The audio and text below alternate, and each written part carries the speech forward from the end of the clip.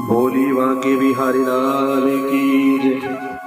बोलिए भागवत भगवान की जय। बोलिए लक्ष्मी नारायण भगवान की जय।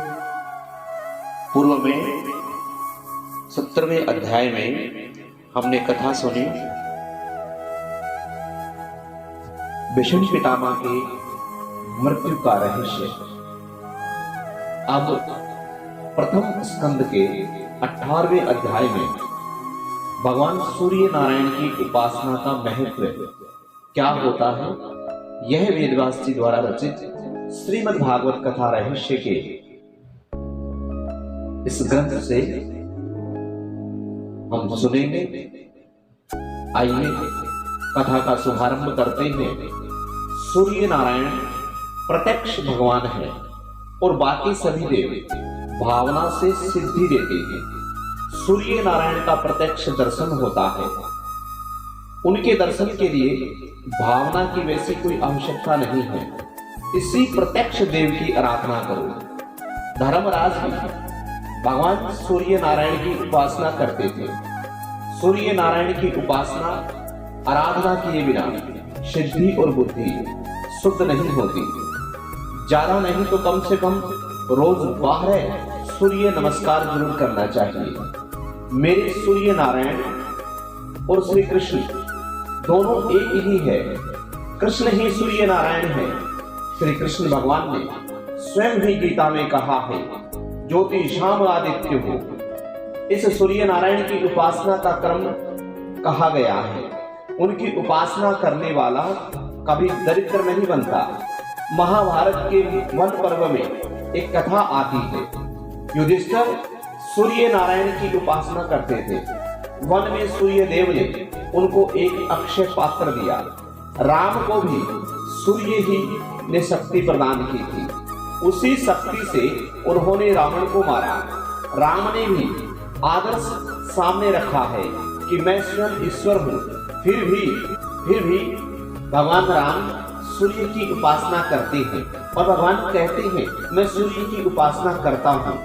धर्म के साथ नीति का विवाह अर्थात संबंध न हो तब तक नीति विधवा जैसी है और बिना नीति के धर्म विदुर है। अर्थो उपार्जन जैसे तो धर्म है, परंतु वह धर्म के अनुकूल होना चाहिए। धर्म के पवित्र राज्य में किसी के भी घर में कोई कलेश नहीं था। पुत्र माता पिता की आज्ञा का पालन करता था। उस समय राजा धर्मनिष्ठ होने के कारण प्रजा भी धर्मनिष्ठ थी।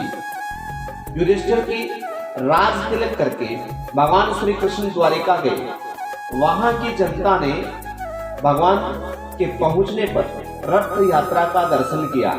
रथ में विराजमान द्वारिकाधीश के रोज दर्शन करो। उनके हाथों में शंख चक्र गदा और पद्म है। रथ उनका सोने का है। एक झांकी सी करे तो हमारा हृदय पिघलेगा। इस शरीर रथ में भगवान श्री कृष्ण की झांकी करो। हृदय में सिंहासन पर बिठा करके भक्तजन प्रभु का दर्शन करते हैं। ज्ञानी समाधि की अवस्था में ललाट में ब्रह्म दर्शन करते हैं। द्वारिकाधीश ने द्वारिका में प्रवेश किया। नगर जन कहते हैं कि आपकी कृपा से वैसे तो सब कुछ ठीक था, एकमात्र यही दुख था कि आपका दर्शन नहीं कर पाते थे। सभी को कृष्ण दर्शन की आतुरता है। भगवान के अनेक रूप धारण किए और 16,000 रानियों के साथ राज प्रसाद में प्रवेश किया। भगवान वाणी में चतुर है। सभी रानियों से कहते हैं कि मैं तेरे ही घर में पहले आया हूँ। दूसरे दिन रानियों के बीच एक प्रेम कलह हुआ। भगवान की यह दिव्य लीला है। उसी समय कामदेव लड़ने के लिए आ गया। रास लीला में कामदेव पराजित हुआ था। फिर भी उसे मन में असंतोष रह गया था कि उस समय तो कृष्ण बालक थे, उस समय में हार गया। वह कोई अचरज की बात नहीं। कामदेव ने भगवान श्री कृष्ण से कहा कि जब सुंदर युवतियां आपकी सेवा कर रही हो उसी समय मुझे झगड़ना है। सुंदर प्रेमल हाव भाव में रानियों ने श्री कृष्ण को प्रसन्न करने का प्रयत्न किया, किंतु भगवान श्री कृष्ण तो अजय ही हैं। वन में वृक्षों के तले बैठ करके काम का दमन करना तो ठीक है, किंतु अनेक रानियों के बीच में रहकर काम को जीते वही तो परमात्मा है। श्री कृष्ण का चिंतन मनन करने वाले को काम नहीं सताता, तो श्री कृष्ण को तो वह कैसे सता सकता है। ईश्वर वह है कि जिसे काम कभी अधीन ना कर सके। काम के अधीन जो हो जाए वह जीव है। श्री कृष्ण को कामदेव पराजित न कर सका, उसे अपने धनुष बाण का त्याग करना पड़ा। श्री कृष्ण योगेश्वर है, कृष्ण भी योगेश्वर है, शंकर भी योगेश्वर है। प्रकृति में पूर्णतः रहकर भी उसमें आसक्त न बने वही योगेश्वर है। संपूर्ण निर्वृत्ति रहकर स्वरूप में स्थिर रहे वही योगेश्वर है। अब 21वें अध्याय में राजा परीक्षित के जन्म की कथा आ रही है। 12वें अध्याय में राजा परीक्षित के जन्म की कथा आई। उत्तरा ने बालक को जन्म दिया। वह चारों ओर देखने लगा। माता के उदर में मुझे चतुर्भुजी स्वरूप जो पुरुष दिखाई देते थे वे कहाँ हैं? राजा परीक्षित भाग्यशाली था कि उसको माता के गर्भ में भगवान के दर्शन हुए।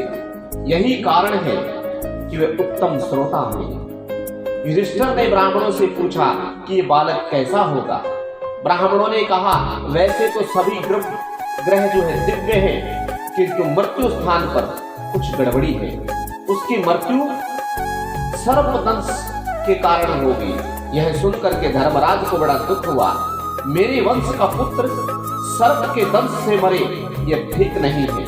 ब्राह्मणों ने उनको आश्वासित किया, चाहे सर्पदंश से इसकी मृत्यु हो, किंतु उसे सदगति प्राप्त होगी। उसे अन्य सब ग्रह शुभ है। इन ग्रहों को देखकर ऐसा लगता है कि इस जीव आत्मा का यह अंतिम जन्म है। 9वें स्थान में स्वग्रह में उच्च क्षेत्र का बृहस्पति जिसका हो वह धर्मात्मा बनता है। राजा परीक्षित दिनों दिन बड़े होते गए। 14वें और 15वें अध्याय में धृतराष्ट्र पांडव मोक्ष की कथा है। 16वें अध्याय में राजा परीक्षित का चरित्र प्रारंभ होता है। विदुर जी तीर्थ यात्रा करते हुए प्रभास क्षेत्र में गए। उन्हें बड़ी खबर हुई कि सभी कौरवों का विनाश हो चुका है और धर्मराज सिंहासन पर विराजमान है। केवल मेरा भाई धृतराष्ट्र ही धर्मराज की यहाँ मुट्ठी भर खाने के लिए रह गया है। विदुर जी उसी समय वहां पर आए। धर्मराज ने उनका स्वागत किया। विदुर जी सम्मान मांगने नहीं आए थे, उन्हें बंधु को बंधन मुक्त कराने के लिए आए थे। उन्होंने 36 वर्षों तक तीर्थ की यात्रा की। संत तीर्थों को पावन करते हैं, वैसे तो इनका कारण है कि यात्रा में अन्य चिंताओं के कारण परमात्मा का नियमित ध्यान नहीं हो पाता।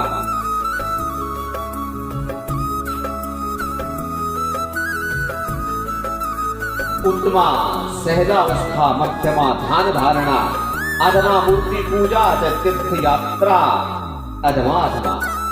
अर्थात इसका कारण यह है कि यात्रा में अन्य चिंताओं के कारण परमात्मा का नियमित ध्यान नहीं हो पाता, सत्कर्म नियम पूर्वक नहीं हो पाता।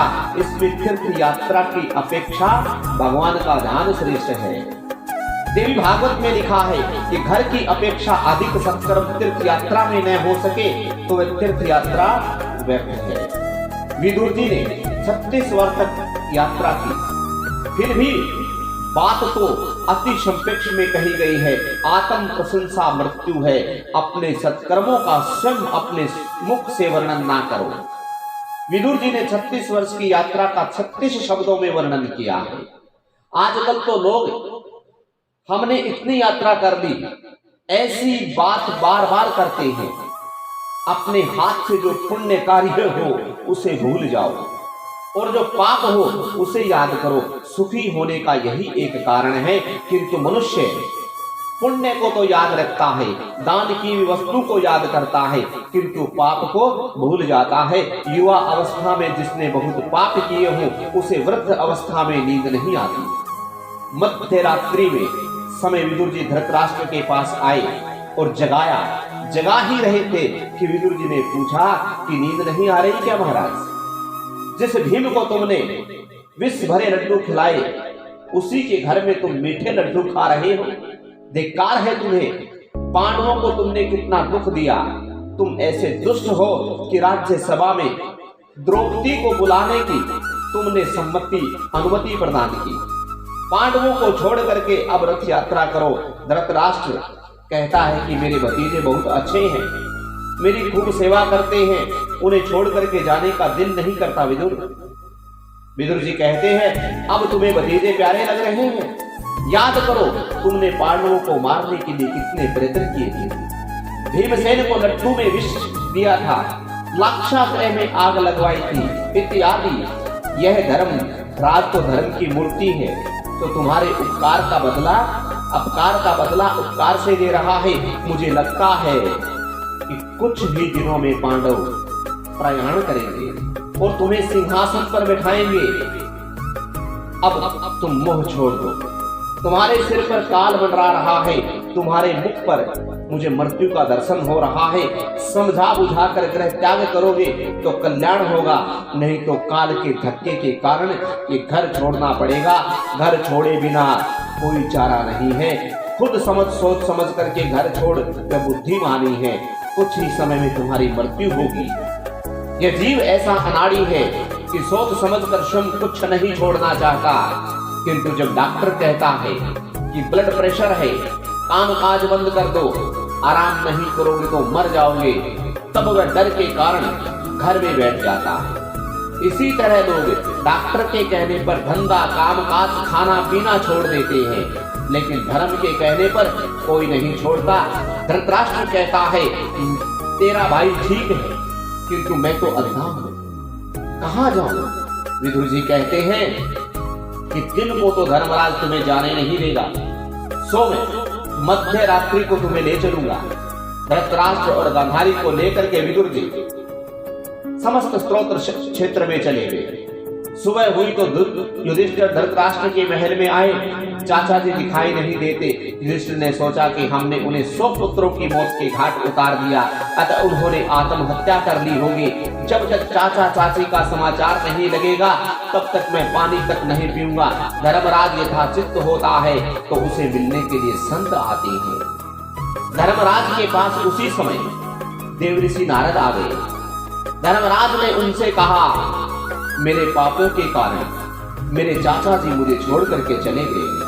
वैष्णव वही है जो अपने ही दोषों को सोचे, अपने पापों को याद करे, दूसरे के पाप को नहीं, दूसरे के दोषों को नहीं। नारद जी समझाते हैं कि धृतराष्ट्र को तो सदगति मिलने वाली है, आप चिंता ना करें।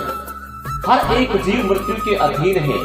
जहां चाचा जाएंगे वह तुम्हें भी जाना है। आज से 5वें दिन चाचा की सदगति होगी और फिर तुम्हारी बारी आएगी। चाचा के लिए अब रोना नहीं, अब तुम अपना सोचो। मृत्यु से ग्रसित व्यक्ति कभी वापस नहीं आता। जीवित अपने ही लिए रोए ठीक नहीं है। एक ही मृत्यु के पीछे दूसरा रोता है, किंतु रोने वाला यह नहीं समझता कि वो वहां गया है जिसके पीछे उसे भी जाना है। रोज सोचो मुझे अपनी मृत्यु उजागर करनी है। तुम्हारे लिए अब 6 महीने बाकी हैं, तुम अपनी मृत्यु का विचार करो। सूत जी महाराज सावधान करते हैं, शैया में सोने के बाद अर्थात अंत काल में आया हुआ सियानापन किसी काम का नहीं, वह निरर्थक है। नारद जी कहते हैं तुम्हें मैं भगवत प्रेरणा से सावधान करने के लिए आया हूँ। विदुर जी धृतराष्ट्र को सावधान करने आए थे, मैं तुम्हें सावधान करने के लिए आया हूँ। 6 मास के पश्चात यहाँ पर कलयुग प्रारंभ हो जाएगा। अब तुम किसी की भी चिंता ना करो, तुम अपनी चिंता करो। युधिष्ठिर ने कई यज्ञ किए, भगवान द्वारिकानाथ चले गए तो साथ में अर्जुन को भी ले गए थे। प्रभु की इच्छा थी कि यदुकुल का नाश हो जाए तो अच्छा हो, और यदुकुल का सर्वनाश हो गया। युधिष्ठिर ने भीम से कहा कि नारद जी ने जो कुछ कहा वह समय अब आ रहा है, ऐसा लगता है मुझे कलयुग की परछाई दिखाई दे रही है। मेरे राज्य में अधर्म बढ़ गया है। मंदिर में ठाकुर जी का स्वरूप आनंदमय नहीं दिखाई देता। सियार और कुत्ते मेरे समक्ष रोते हैं। तुझे मैं और क्या कहूँ। मैं कल घूमने के लिए गया, एक लाहौर ने मेरे पास एक वस्तु देखी। मैंने पूछा ये क्या है, तो उसने कहा कि यह तो एक ताला है। लोगों के घरों में चोरी होने लगी है, तो इससे ताले को लगाना पड़ता है। आज से 6 महीने पहले की बात है। एक वेश्या ने एक ब्राह्मण को घर भेज दिया था। उस घर की बुनियाद में कुछ सोना मिला। ब्राह्मण वे सोना लेकर के सेठ के पास गया। सेठ धर्मनिष्ठ था। उसने कहा, मैंने तो मकान तुम्हें बेच दिया था, सो उसमें जो कुछ मिला वह तुम्हारा ही है। ब्राह्मण ने कहा कि उस संपत्ति पर उसका कोई अधिकार नहीं। मेरे राज्य की जनता कितनी धर्मनिष्ठ थी। उसी समय मैंने कहा था कि 6 महीने में ही इस दोनों का मन पुलसित हो जाएगा, और वैसा ही हुआ। कल वे दोनों मेरे पास आए और धन पर अपना अपना अधिकार जता रहे थे, और अपने साथ एक वकील को भी लेकर के आए। लगता है कि मेरे पवित्र राज्य में अब कलिकाल का प्रवेश हो गया है। कली अर्थात कलह का नाम है। जिस घर में कृष्ण कीर्तन, कृष्ण की कथा होती है, वह कलयुग नहीं जा सकता।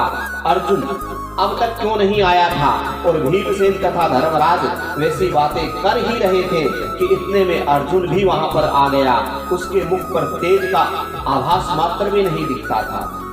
युधिष्ठिर ने पूछा कि तुम्हारा तेज कहाँ गया? अर्जुन, तुमने द्वार आए हुए अतिथि का सत्कार किए बिना कहीं भोजन तो नहीं कर लिया? अतिथि भगवान का स्वरूप है।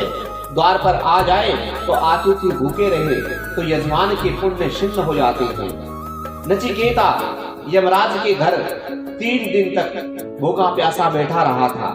यमराज ने आकर के पूछा कि तुमने क्या खाया इन 3 दिनों में? तो उसने कहा, आपका पुण्य मनुष्य शरीर की अपेक्षा आंख और मन से अधिक पाप करती है।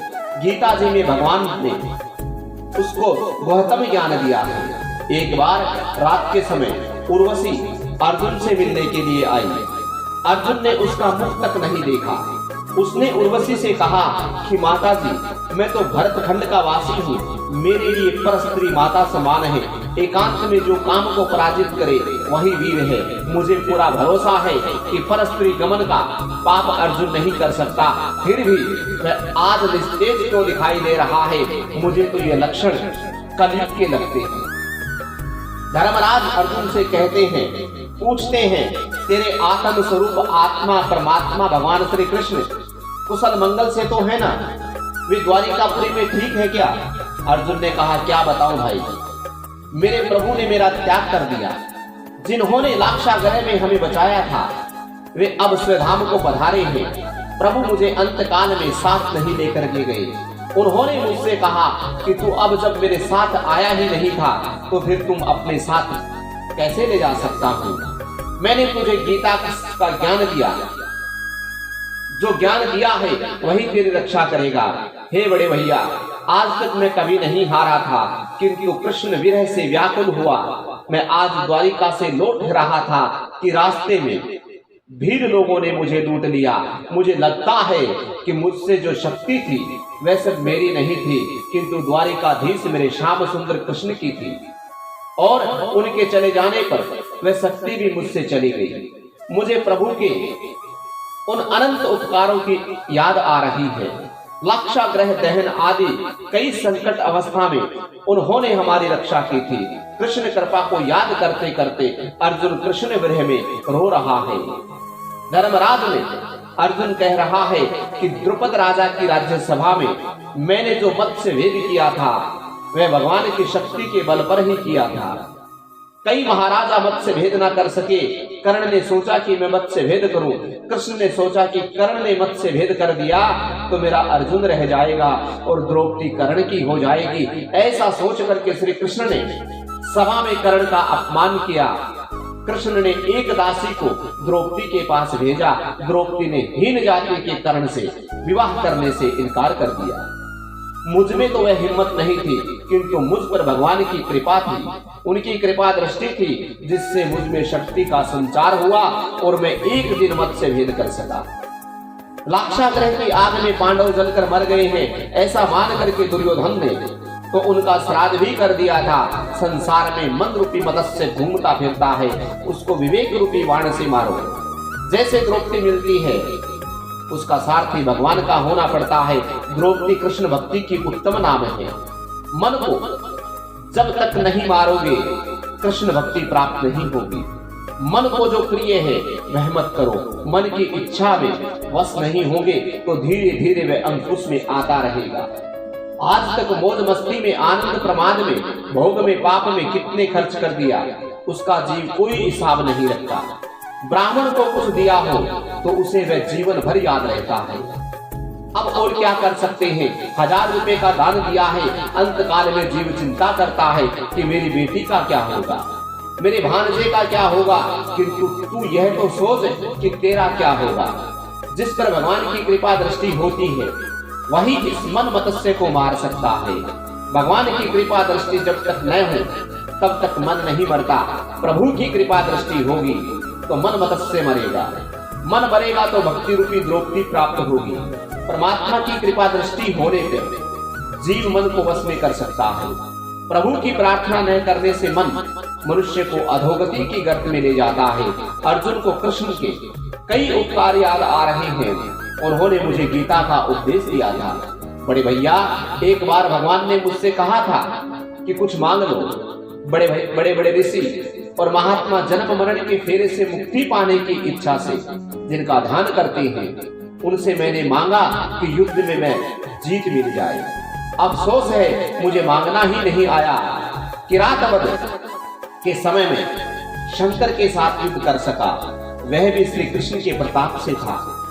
हे बड़े भैया, द्रौपदी से भी कितना स्नेह था। द्रौपदी के केस पकड़ करके दुष्ट जन उसे सभा में खींच लाए।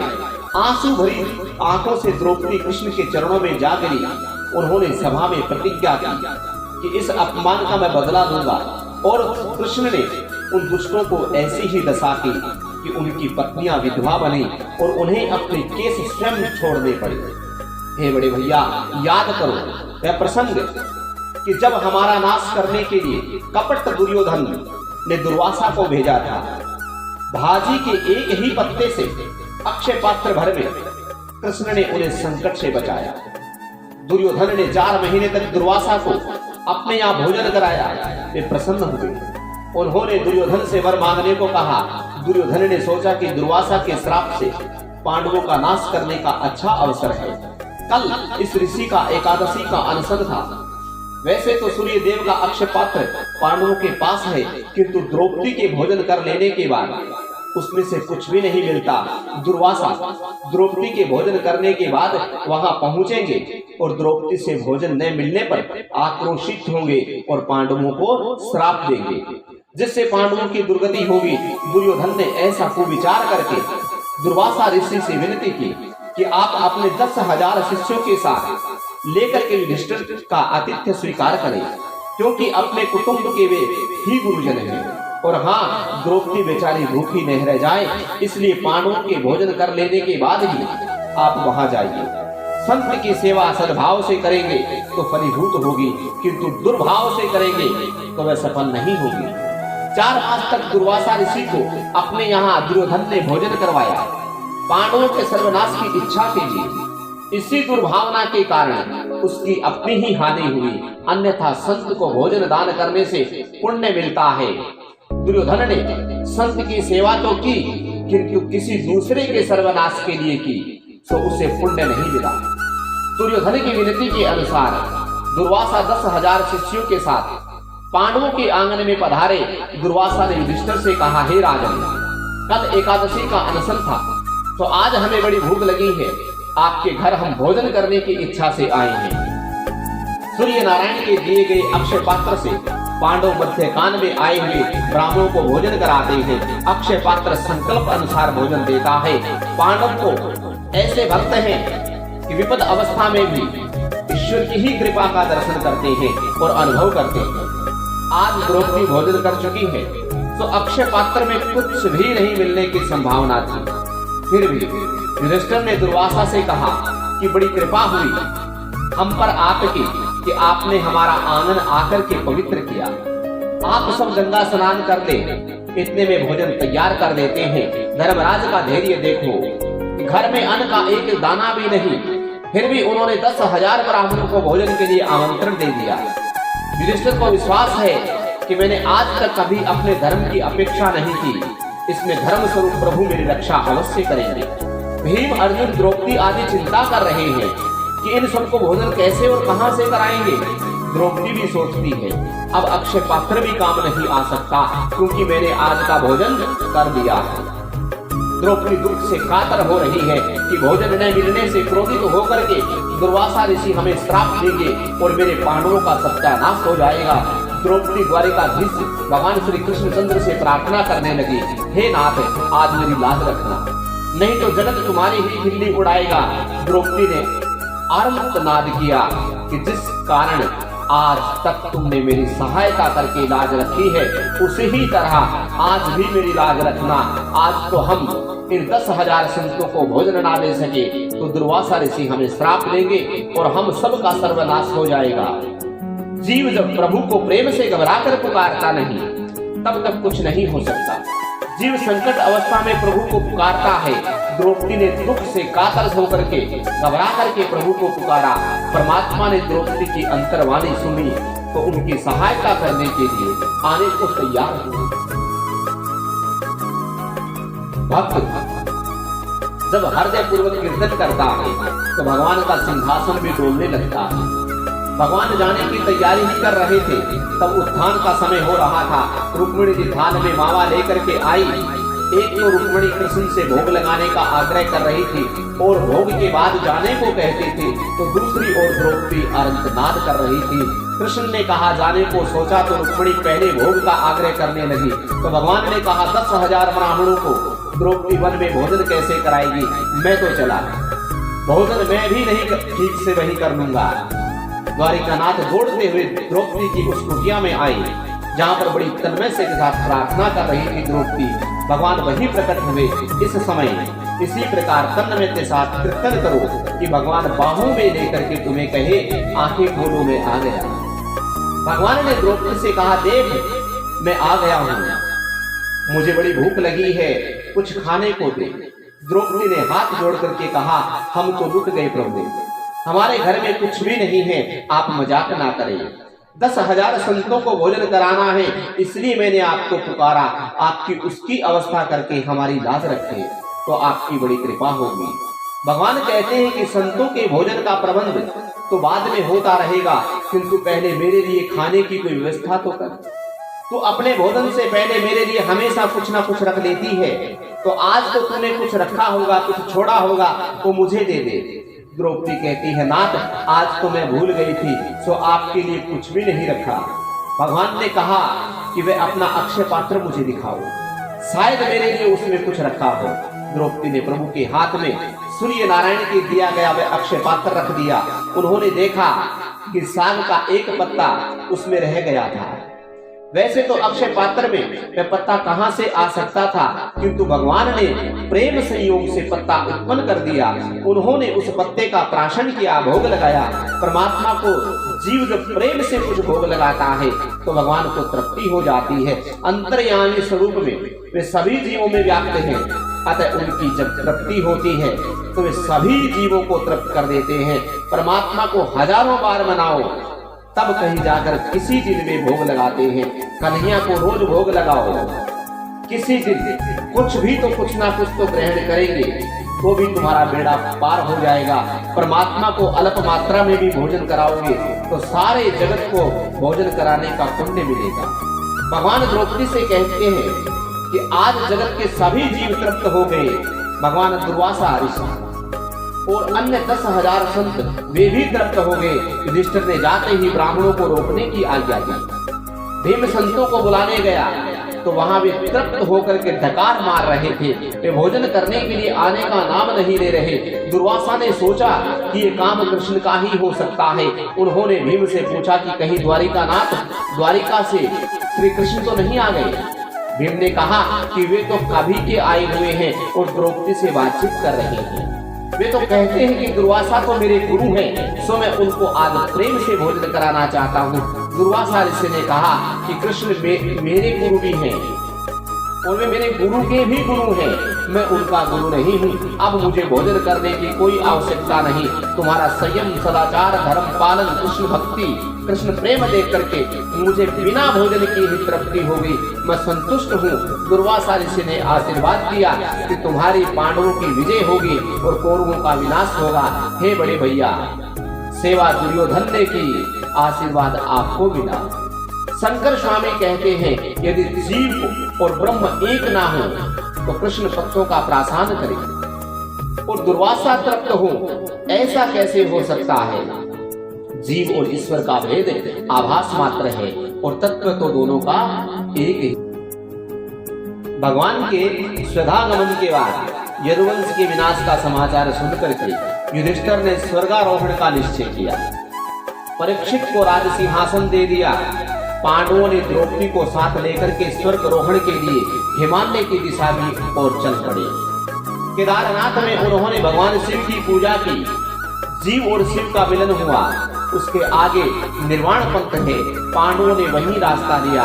चलते चलते सबसे पहले द्रौपदी का पतन हुआ, क्योंकि वैसे तो वह भी पतिव्रता थी, किंतु अर्जुन के प्रति उसे अधिक प्रेम था, सो वह उसकी ओर पक्षपात का भाव रखती थी।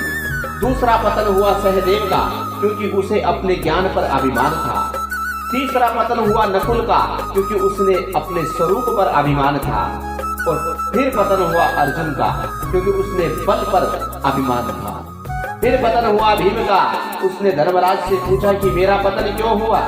मैंने तो कभी कोई पाप किया ही नहीं। युधिष्ठिर ने कहा, खाता बहुत था सो तेरा पतन हुआ। खाने के समय आंखें खुली रखो, किंतु संतों को और देवों को, ब्राह्मणों को भोजन कराते समय अपनी आंखें बंद रखो। धर्मराज अकेले आगे बढ़ने लगे।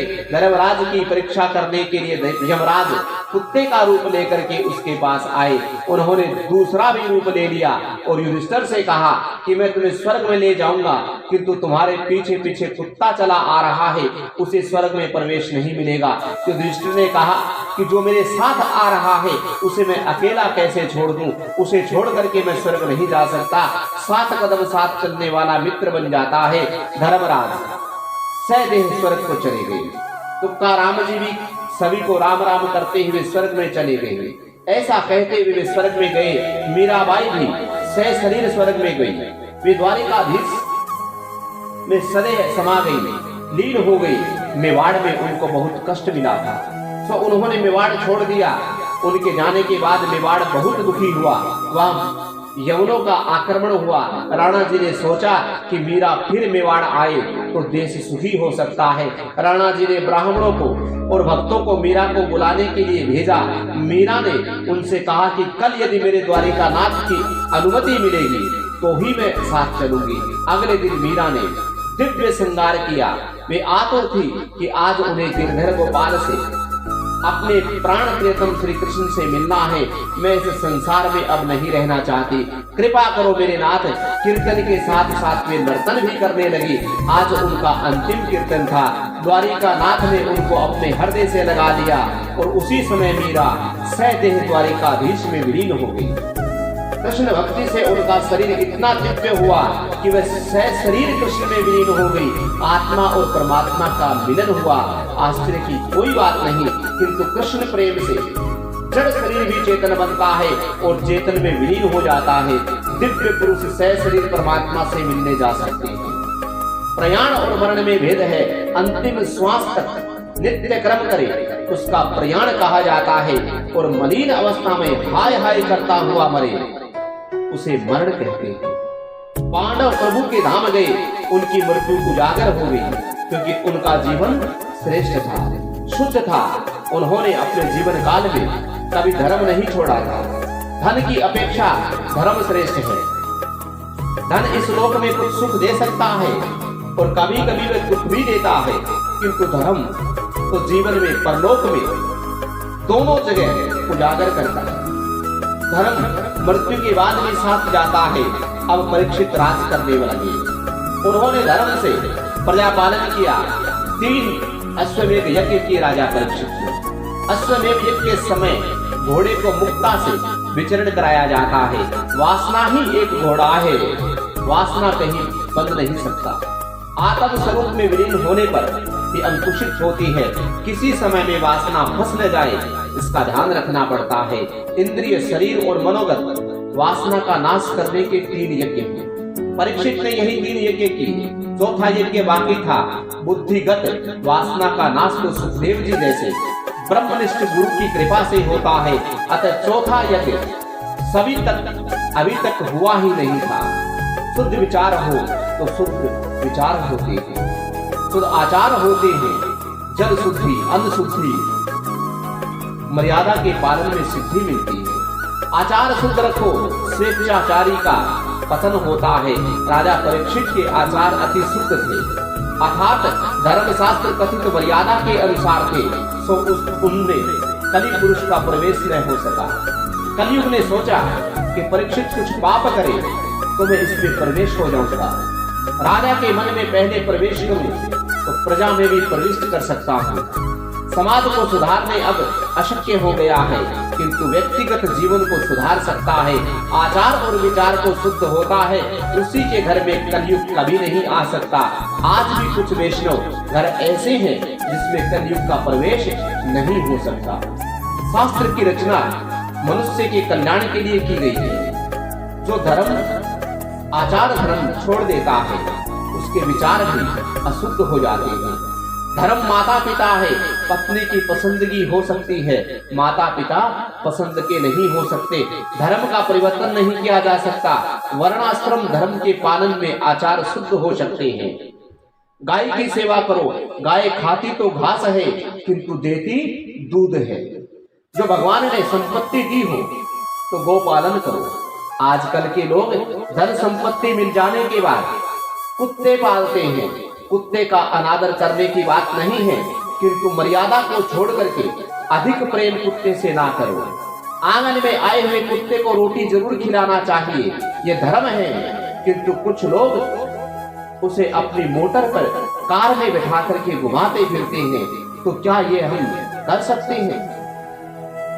किंतु अगले जन्म में स्वयं को ही कुत्ता बनने की वो तैयारी कर रहे हैं। जीव मात्र में परमात्मा है, किंतु प्रत्येक शरीर का भिन्न भिन्न शरीर है और धर्म भी कर्म भी भिन्न भिन्न है। इसलिए हर एक के साथ पीना और खाना इष्टा नहीं है। एकादशी के दिन अन्न नहीं खाना चाहिए, एकादशी के दिन अनशन करना धर्म है, किंतु हम अपने ही शास्त्रों की बात नहीं मानते। और जब डॉक्टर कहता है कि विषम ज्वर टाइफाइड हो गया है और 21 दिन तक भोजन नहीं करना, तो उसकी बात मान लेते हैं और 21 दिन का अनशन कर लेते हैं। जिस तरह पापी के मन में कली प्रवेश कर लेता है, उसी तरह शास्त्र की मर्यादा का उल्लंघन करने वाले के घर में कली घुस जाता है। यदि आचार विचार शुद्ध हो तो कलयुग तुम्हें प्रवेश नहीं कर सकेगा। व्यवहार की शुद्धि भी होनी चाहिए, सत्यपूर्ण शुद्ध व्यवहार न करें और न केवल हर पूर्णिमा के दिन सत्यनारायण की पूजा करें, तो उससे क्या लाभ होगा? असत्यभाषी की पूजा सत्यनारायण को अस्वीकार्य है। इसीलिए सत्यभाषी होकर के भगवान सत्यनारायण की पूजा करें।